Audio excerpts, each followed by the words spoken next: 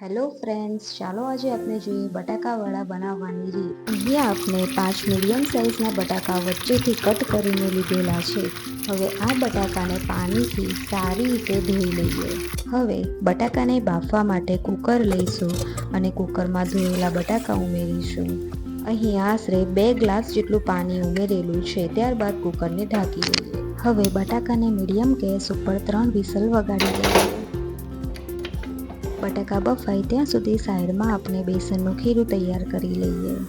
અહીંયા આપણે 7 થી 8 ચમચી જેટલું બેસન લીધેલ છે। ત્યારબાદ તેમાં 1.25 ચમચી જેટલું મીઠું અને એકદમ થોડોક સોડા ઉમેરીશું। હવે આપણે થોડુંક પાણી ઉમેરતા જઈએ અને બેસનને મિક્સ કરી લઈએ।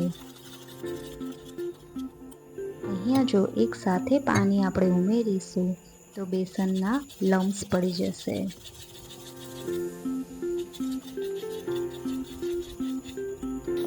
ખીરું ના વધારે પતલું કે ના વધારે જાડું, આ રીતનું હોવું જોઈએ।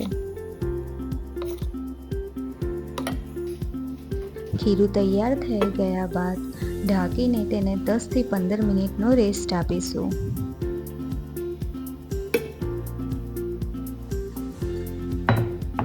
ત્યારબાદ અહીંયા મેં 7 થી 8 લીલા મરચાં લીધેલા છે।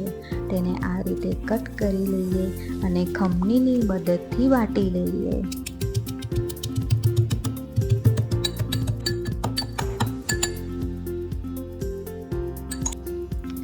હવે કુકર ઠંડુ થઈ ગયા બાદ બટાકાને કુકરમાંથી કાઢી લઈએ। આ રીતે બટાકાની છાલને ઉતારી લઈએ।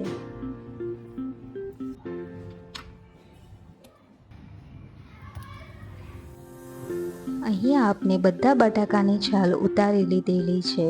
ત્યારબાદ આ બટાકાને મેશરની મદદથી મેશ કરી લઈએ। હવે બટાકાનો મસાલો તૈયાર કરી લઈએ। મસાલો તૈયાર કરવા માટે 1.5 ચમચી જેટલું મીઠું, 1.5 ચમચી જેટલી ખાંડ,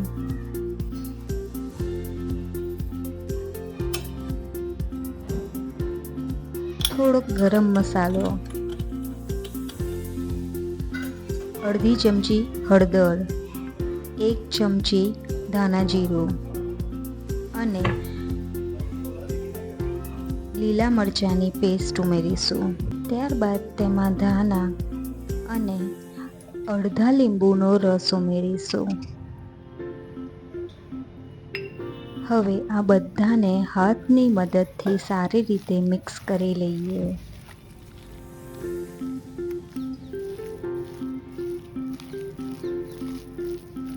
હવે રાઈ અને જીરાનો વઘાર ઉમેરીશું। આ વઘાર બટાકાવડાનો ટેસ્ટ બમણો કરે છે।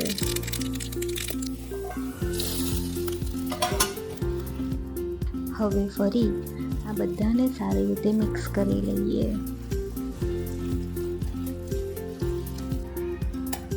ત્યારબાદ આ રીતે હાથમાં થોડુંક તેલ લઈશું અને બટાકાવડા માટે મીડિયમ સાઇઝના આ રીતે નાના બોલ્સ રેડી કરી લઈશું।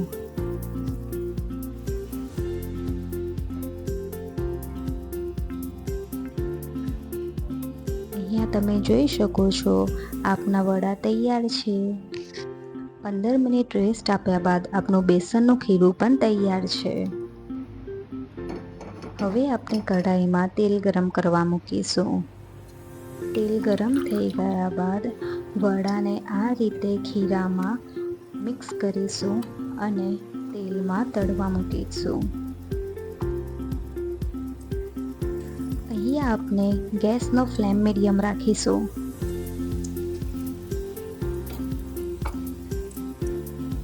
થી 2 મિનિટ બાદ બટાકા વડાને ધીમેથી બીજી બાજુ પલટાવી લઈએ। 2 થી 3 મિનિટ બાદ તૈયાર છે આપણા બટાકા વડા। તેને ડીશમાં કાઢી લઈએ।